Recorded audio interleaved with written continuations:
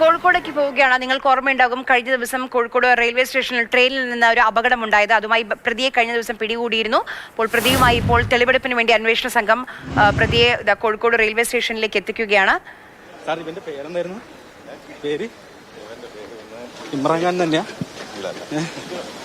K V Rahul വിവരങ്ങളുമായി നമുക്കൊപ്പം ചേരുന്നുണ്ട്. രാഹുൽ, പറയൂ.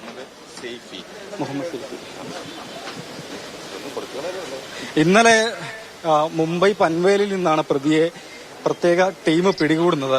RPF-ന്റെ അതുപോലെ ഗവൺമെന്റ് റെയിൽവേ പോലീസിന്റെയും ഒക്കെ ടീം ഈ അന്വേഷണത്തിന് വേണ്ടി ചുമതലപ്പെടുത്തിയിരുന്നു. അങ്ങനെ ഇയാൾ മഹാരാഷ്ട്രയിലേക്ക് എത്തിയെന്ന കൃത്യമായ വിവരം ലഭിച്ചതിന്റെ അടിസ്ഥാനത്തിൽ സംഘം അവിടെ എത്തി പൻവേലിൽ നിന്ന് ഇന്നലെ കസ്റ്റഡിയിൽ എടുക്കുകയായിരുന്നു.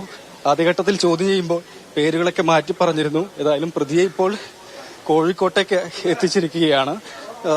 ഇതര സംസ്ഥാനക്കാരനാണ്. വെള്ളിയാഴ്ചയാണ് ഈ സംഭവം ഉണ്ടാകുന്നത്.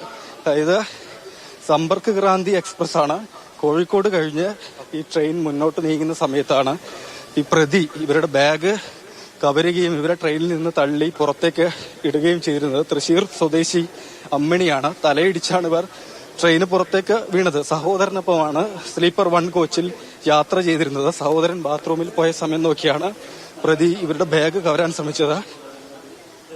പ്രതിരോധിക്കാൻ ശ്രമിച്ച സമയത്ത് ഇവരെ തള്ളി താഴേക്കിടുകയായിരുന്നു. പിന്നീട് സഹോദരൻ വന്ന് TTയുടെ സഹായത്തോടുകൂടി ട്രെയിൻ ചങ്ങല വലിച്ചു നിർത്തുകയാണ് ഉണ്ടായത്.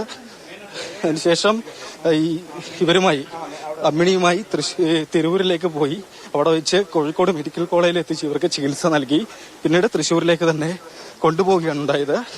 ഈ വിവിധ റെയിൽവേ സ്റ്റേഷനുകളിലെ CCTV ദൃശ്യങ്ങളൊക്കെ പോലീസ് പരിശോധിച്ചു. അതിന്റെ അടിസ്ഥാനത്തിലാണ് ഇയാൾ കോഴിക്കോട് നിന്ന് വടക്ക് ദിശയിലേക്കാണ് സഞ്ചരിച്ചതെന്ന് മനസ്സിലായത്.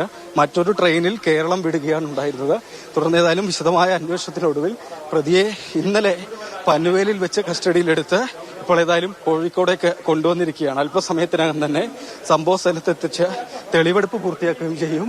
ഇപ്പോൾ ഏതായാലും കോഴിക്കോട് 4ാമത്തെ പ്ലാറ്റ്ഫോമിലാണ് പ്രതി ഉള്ളത്. ഇവിടെ നിന്ന് RPF സ്റ്റേഷനിലേക്ക് എത്തിക്കുക. വിശദമായി തന്നെ ചോദ്യം ചെയ്യേണ്ടതുണ്ട്. അതിന് ഞാൻ പറഞ്ഞതുപോലെ ഇന്നലെ കാര്യങ്ങളൊക്കെ ചോദിച്ച് മനസ്സിലാക്കുന്ന സമയത്ത് ഓരോ കാര്യങ്ങൾ തെറ്റായാണ് അയാൾ പറഞ്ഞിരുന്നത് എന്നുകൂടിയാണ്. അത് തന്നെയായാലും പല പേരുകളും പറയുകയുമൊക്കെ ചെയ്തിരുന്നു.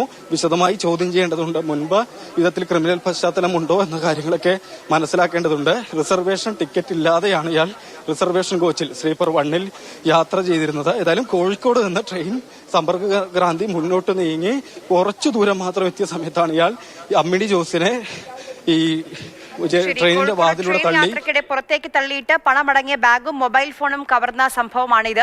അതിലാണ് പ്രതിയെ പിടികൂടിയത് ഇന്നലെ. ഇപ്പോൾ പ്രതിയുമായി തെളിവെടുപ്പ് നടത്തുകയാണ് അന്വേഷണ സംഘം.